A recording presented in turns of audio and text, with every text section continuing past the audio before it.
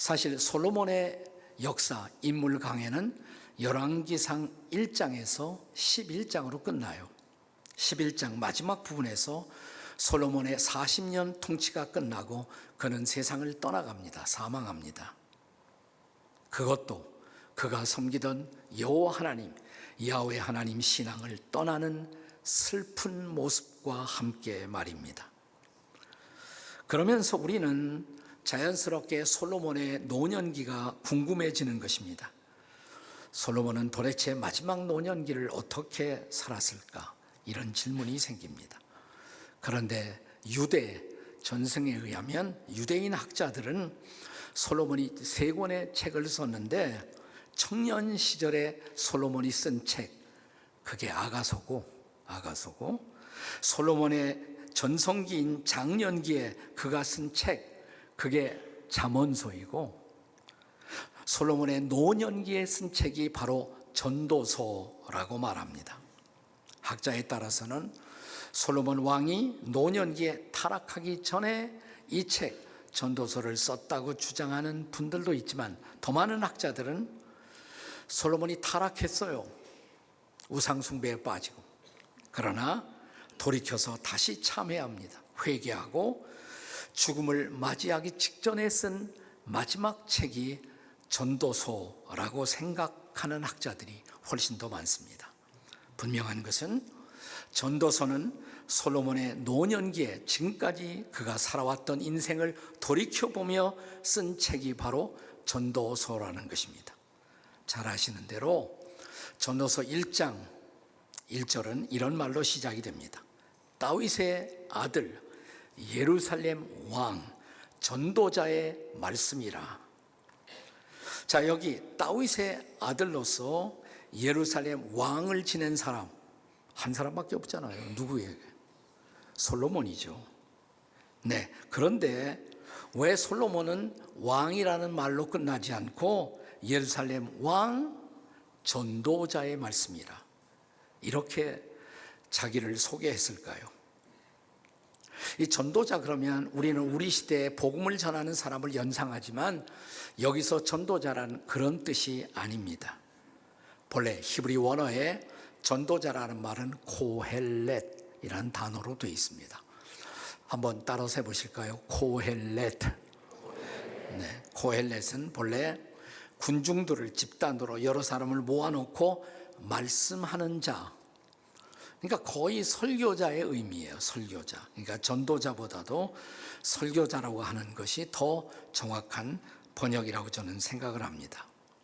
그가 이제 설교자의 역할을 이제 감당하는 것입니다. 솔로몬은 왕이었지만 우리가 성경에 보면 제사장의 역할도 겸했어요. 그리고 이제 백성들을 향한 설교자의 역할도 감당하는 것입니다.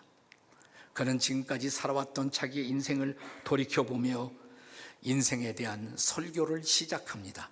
유명한 전도서 1장 2절 우리 다 같이 읽습니다. 시작. 전도자가 이르되 헛되고 헛되며 헛되고 헛되니 모든 것이 헛되도다. 하나도 헛된 것처럼 들리지 않게 여러분이 읽고 계세요? 네, 헛되다는 것을 어떻게 그렇게 읽으시나요? 전도자가 이르되 헛되고 헛되며 헛되고 헛되니 모든 것이 헛되도다. 여기 헛되다는 히브리 원어에 해당되는 독특한 단어가 쓰여집니다. 이걸 헤벨이라고 말합니다. 헤벨. 한번 따라서 하실까요? 헤벨. 헤벨이라는 것은 추운 날 아침, 겨울 아침 같은 때 우리가 밖에 나와서 후 하고 입김을 불면 포물선을 그리다가 금방 사라집니다. 그렇게 사라지는 입김 같은 것, 숨결에 지나지 않는 것, 한 줄기의 바람 같은 것, 그게 헤벨, 헤벨의 인생, 헤벨. 자, 그러나 헤벨의 인생 속에도 수많은 변화가 있습니다. 전도서의 기자는 이제 3장 1절 이하 11절 본문에서 인생의 시간을 14개의 짝을 이루는 시간으로 소개하고 있습니다. 자, 14개가 짝을 이루고 있으니까 사실은 28때가 본문에 등장하는 것이죠. 근데 이 28개의 때를 보시면 절반은 긍정적이고 낙관적이에요. 그러나 나머지 절반은 부정적이고 비관적입니다. 이건 뭘 말해주고 있습니까? 인생은 낙관할 것도 비관할 것도 아니라는 것. 인생은 긍정할 것도 부정할 것도 아니라는 것입니다. 그렇다면 이렇게 흘러가는 시간의 흐름 속에서 시간의 변화를 우리는 어떻게 받아들여야 하겠습니까? 흘러가는 시간, 이 시간의 변화가 저와 여러분에게 주고 있는 레슨은, 메시지는 도대체 무엇일까요? 첫째로 시간의 상처를 수용할 줄 알아야 한다는 것입니다. 따라서 하실까요? 시간의 상처를 잘 수용합시다. 옆에 사람에게 한번 해봐요. 다 같이 시작. 시간의 상처를. 시간이 지나가면서 우리에게 상처를 준단 말이에요. 이미 여러 다양한 시간 속에, 짝을 이루는 시간 속에 절반은 낙관이고 절반은 비관이라고 말씀을 드렸습니다. 그 절반의 비관, 절반의 부정적인 상처들을 어떻게 끌어안고 사느냐가 우리 인생의 질을 결정하는 것입니다. 날 때가 있는가 하면 죽을 때가 있습니다. 우리는 죽음의 시간을 어떻게 준비하며 살고 있을까요? 심을 때가 있는가 하면 뽑을 때가 있습니다. 우리가 심은 것을 스스로 뽑아야 할 때 우리는 어떻게 그 시간을 맞이하고 있을까요? 우리는 한 생명을 치료하여 살려내야 할 때가 있는가 하면 그 생명이 그만 세상을 떠나도록 포기해야 할 때도 있습니다. 구원과 포기, 그 갈림길에서 우리의 선택은 무엇일까요? 웃어야 할 때가 있는가 하면 울어야 할 때가 있습니다. 웃음의 때에 함께 더불어 즐기는 것처럼 우리는 울어야 할 때에도 그렇게 준비된 상태로 사람들과 어울리고 있을까요? 춤추며 축제를 벌려야 할 때가 있는가 하면 슬픔으로 탄식해야 할 때도 있습니다. 그 슬픔의 시간을 어떻게 지내오고 계셨나요? 돌을 던져 이웃을 공격해야 할 때가 있는가 하면 돌을 거두고 화해의 악수를 청해야 할 때도 있습니다. 지금 당신은 돌을 들고 계시나요? 아니면 돌을 거두셨나요? 당신은 누군가를 안아주고 격려할 때가 있는가 하면 그 누군가를 안는 것을 포기하고 이제 그를 멀리할 결심을 해야 할 때도 있습니다. 사랑했던 이를 멀리 떠나보낼 때 당신은 어떻게 그 이별의 순간을 맞이하고 계셨습니까? 소중한 것을 찾고 너무너무 기뻐할 때가 있는가 하면 그것을 다시 잃어버리고 포기해야 할 때도 있습니다. 그 포기가 쉬우셨나요? 사랑하는 사람을 지켜야 할 때가 있는가 하면 그를 버려야 할 때도 있습니다. 내가 지키던 사람을 버릴 때 당신의 마음은 어떠하셨나요? 옷을 꿰맬 때가 있는가 하면 그 옷을 다시 찢어야 할 때도 있습니다. 어느 것이 더 쉬운 선택일까요? 잠잠할 때가 있는가 하면 입을 열어 말해야 할 때도 있습니다. 지금 당신은 어느 것을 선택하고 계십니까? 사랑할 때가 있는가 하면 다시 미워해야 할 때도 있습니다. 평화의 때가 있는가 하면 전쟁할 때도 있습니다. 전쟁의 시간, 미움의 시간에 그 상처가 남긴 우리 마음의 주름살이 인생을 늙게 만드는 것입니다. 자, 이런 시간이 우리에게 제공한 상처들을 우리는 원망으로만 대하고 인생을 헛되고 헛된 것으로만 결산할 수도 있습니다. 그러나 이런 모든 상처를 나를 혹은 우리를 빚어 만드시기 위한 하나님이 주권, 그분이 허용하시는 뜻으로 받아들일 수 있다면 삶은 새로운 의미를 가질 수도 있습니다. 그때 우리의 아픈 상처는 아름다운 상처로 변할 수도 있습니다. 우리의 상처, 영어로 상처를 스카라고 그러죠. 이 상처는 밤하늘에 빛나는 스타처럼 변모할 수도 있다는 것입니다. 여러분, 십자가는 예수님의 상처였습니다. 그러나 오늘날 십자가는 예수를 믿고 따르는 사람들의 자랑이 되지 않았습니까? 바울의 고백을 기억하시나요? 우리 갈라디아서 6장 14절의 말씀을 함께 읽습니다. 같이 읽습니다. 시작. 그러나 내게는 우리 주 예수 그리스도의 십자가 외에 결코 자랑할 것이 없으니. 아멘. 아멘이십니까? 십자가는 더 이상 상처가 아니라 자랑입니다. 시간의 상처를 하나님의 뜻으로 받아들인 사람들의 놀라운 고백인 것입니다. 그렇다면 시간의 상처를 잘 수용할 줄 아는 저와 여러분이 되시기를 주의 이름으로 축복합니다. 아멘. 자, 시간의 변화를 어떤 레슨으로 우리는 받아들여야 할까요? 두 번째로, 시간 넘어 저 영원을 바라볼 줄 알아야 한다는 것입니다. 따라서 하실까요? 시간 넘어 영원을 바라봅시다. 해보세요. 옆에 있는 사람에게. 시작. 시간 넘어 영원을 바라봅시다.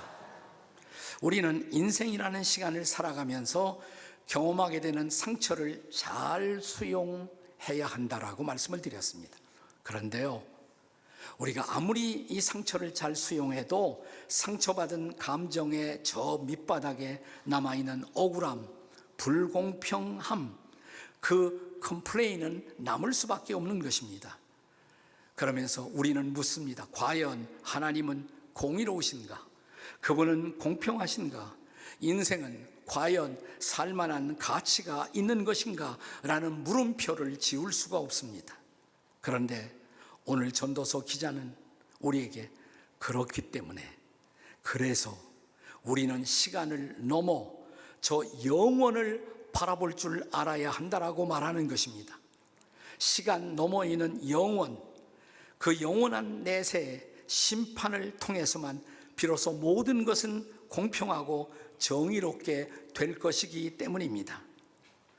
우리가 살아가는 한 세상, 단 한 번의 세상만으로는 세상의 모든 일이 공평하게 제자리를 잡을 수가 없기 때문에 우리에게는 다음 세상, 영원한 세상이 필요하다는 것입니다. 유명한 독일의 철학자 임마누엘 칸트는 그의 도덕론적 증명을 통해서 신이 필요한 이유, 내세가 필요한 이유, 그것은 당위적인 것이다. 있어야만 한다. 내세는 신도 있어야만 한다. 왜냐고요? 도덕적 정의가 구현되기 위해서. 이 세상만으로 모든 정의는 구현될 수 없기 때문에 내세는 반드시 있어야만 하고, 내세의 심판자인 신의 존재도 반드시 있어야만 한다라고 그는 말하고 있습니다. 전도서의 기자인 솔로몬 왕은 절대 권력을 누리고 수많은 백성들을 향한 재판을 시행했지만, 그럼에도 불구하고 하나님이 정말 아름답게 인생을 섭리하는 분이시라면 시간 넘어 영원의 존재가 필요하고 우리 모두 그 영원을 사모하는 마음이 있어야 한다라고 말하는 것입니다. 이게 유명한 본문의 11절이에요. 자, 11절 말씀 다 같이 읽습니다. 시작. 하나님이 모든 것을 지으시되 때를 따라 아름답게 하셨고 또 사람들에게는 영원을 사모하는 마음을 주셨느니라. 그러나 하나님이 하시는 일의 시종을 사람으로 측량할 수 없게 하셨도다. 여기 영원이라는 단어가 나와요. 히브리 사람들은 영원을 올람 이렇게 말합니다. 올람, 다 같이 올람. 두 가지 종류의 인생이 있어요. 헛되고 헛되다고 말하고 그렇게 헛되게 끝나는 인생, 헤벨 인생. 그러나 영원을 바라보고 사는 사람, 올람. 옆에 사람들에게 헤벨이십니까? 올람이십니까? 한번 물어보세요. 시작. 헤벨이십니까? 올람이십니까? 네. 지나간 날, 과거의 시간, 그리고 오늘이라는 현재의 시간에서 우리가 겪고 있는 억울함, 부조리함, 이 모든 것이 정의롭게 해결되기 위해서는 시간 넘어 저 영원한 미래에 우리를 판단하실 그 하나님, 우리를 위해 영원한 세계를 준비하신 하나님을 바라보고 살아야 한다는 것입니다. 그것이 바로 우리에게 영원을 사모하는 마음을 주신 이유라는 것입니다. 우리 시대를 동시에 함께 살아갔던 유대인 철학자 가운데 히브리 대학 교수를 지낸 마르틴 부버라는 분이 계십니다. 그가 쓴 유명한 책이 나와 너, I and thou, 나와 너, 혹은 이히운 투두라는 유명한 책입니다. 이 책에서 내가 너를 인격으로, 너도 나를 인격으로 대접할 때 나와 너의 인격적 만남이 이루어진다고. 나 불행한 것은 오늘 이 세상은 나와 너의 관계가 아니라 훨씬 더 많은 나와 그것의 관계. 나는 당신을 하나의 물건처럼 이용하고 그리고 버리고 마는 것입니다. 나와 그것, I and it, 나와 그것의 관계. 이런 상처 많은 세상에서 나와 너의 진정한 인격적 교감이 회복되려면 그는 우리 사이를 중재하는 영원자 너가 필요하다. Eternal thou, 영원자 당신, 영원자 그대. 하나님을 말하는 것이에요. 하나님을 영원자 그대, 영원자 당신이라고. 우리가 영원자인 그분을 통해 내가 당신과 만나고 당신이 나와 만나면 당신과 나의 아름다운 인격적 교감이 비로소 가능할 수 있다고. 그리고 그분의 관점으로 인생을 바라보고 그분의 임재 안에서 만날 때 우리의 상처는 극복되고 당신과 나는 진정한 하나님 안에서의 만남을 가질 수가 있다라고 말하는 것입니다. 히브리 대학 교수였던 그가 유태인으로서 제일 많이 한 활동은 뭐냐면 그 학교 안에 아랍 학생들이 있단 말이죠. 그 아랍 학생들을 잘 돌보는 일이었어요. 자기는 유태인이지만 대적 관계에 있던 아랍 사람들을 잘 돌아보는 일이었습니다. 그가 세상을 떠날 때 마지막 남긴 유산에는 아랍 학생들을 지원하는 장학금이 남겨져 있었습니다.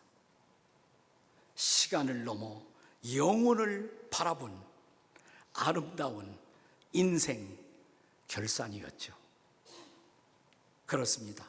시간의 상처, 시간의 변화 속에서 어떻게 살아야 할까? 두 번째, 시간 넘어 뭐예요? 영원을 바라볼 줄 알아야 한다라고. 아멘이십니까? 이제 시간의 변화가 주는 또 하나의 중요한 레슨 세 번째는 오늘이라는 시간에 최선의 선택을 해야 한다는 것입니다. 다 같이 오늘이라는 시간에 최선의 선택을 합시다. 우리가 영원한 내세를 바라본다고 가만히 앉아서 죽어서 올 그 영원한 내세만 기다리면 될까요? 아닙니다. 전도서의 기자는 유명한 11절 다음에 몇 절이 나올까요? 제가 어려운 질문했습니까? 12절이죠. 네, 12절 같이 읽습니다. 다 같이 시작. 사람들이 사는 동안에 기뻐하며 선을 행하는 것보다 더 나은 것이 없는 줄을 내가 알았고, 영원한 내세를 바라보면서 오늘 해야 할 일, 오늘 선을 행하는 것, 오늘 최선을 선택하면서 내일을, 영원한 내일을 기다려야 한다는 것입니다. 오늘의 본문, 이 전도서 3장이 시작되는 1절에 보면 범사에 기한이 있고 천하만사에 때가 있다. 기한과 때라는 단어가 나와요. 기한과 때. 근데 이 성경을 히라보로 번역할 때 그걸 70인역이라고 그러는데 히라보 단어, 두 단어를 썼습니다. 기한과 때라는 단어. 하나는 카이로스, 또 하나는 크로노스라는 시간을 의미하는 두 개의 단어가 쓰여집니다. 카이로스, 크로노스. 크로노스는 그냥 흘러가는 시간이에요. 크로놀로지. 그러면 시간은 흘러가는 시간의 역사를 말하는 거예요. 크로노스. 근데 카이로스는 그냥 흘러가는 시간이 아니라 위기의 시간입니다. 위기의 시간. 그래서 이 카이로스를 종종 영어로 번역할 때 크라이시스, 위기라고 번역하기도 합니다.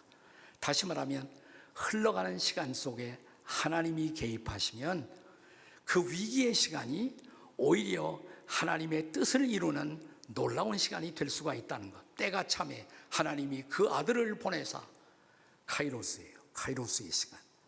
하나님이 개입하시고 간섭하시는 시간입니다. 사랑하는 여러분, 우리의 위기는 하나님의 뜻을 이루어내는 놀라운 기회가 될 수도 있다는 것을 믿으시기 바랍니다. 아멘. 아멘. 그러기 위해서 우리는 최선의 선택을 해야 합니다. 안타깝지만 우리는 과거로 시간을 다시 돌릴 수는 없습니다.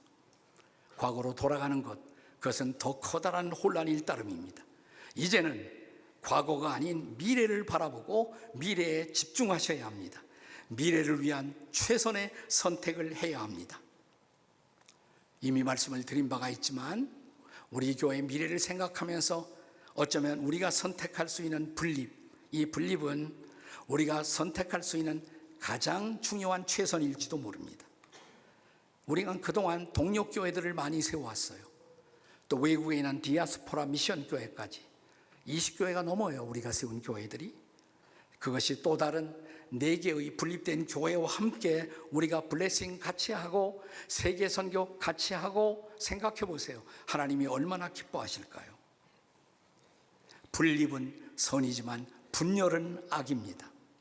분열은 생각이라도 하지 말아야 합니다. 하나님은 분립하는 것을 원하지 않습니다.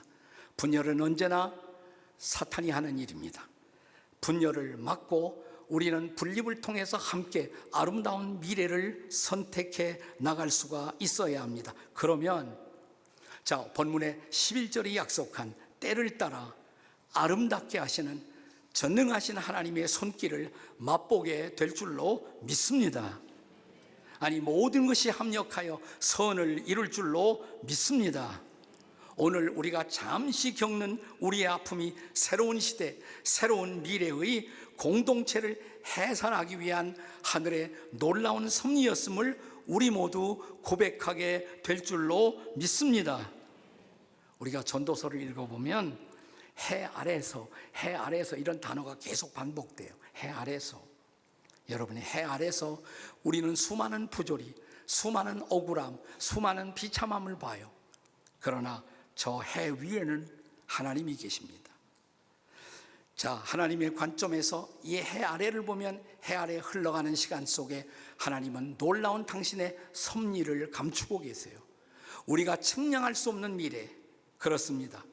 우리가 하나님을 신뢰할 때 우리가 한 번도 생각하지 못했던 위대한 미래, 놀라운 미래가 펼쳐질 것을 믿으시기 바랍니다. 우리가 자주 부르는, 요즘은 가요가 이 텔레비전에 많이 소개되잖아요. 가끔 저도 보는데 듣고 있으면 은혜가 될 때가 있어요. 은혜가 저런 건 복음성가에 들어가도 좋겠다, 이런 가요도 많잖아요. 우리의 만남은 우연이 아니야. 얼마나 성경적이에요. 가사가. 우리의 만남은 우연이 아니라고. 그건 하나님의 섭리라고.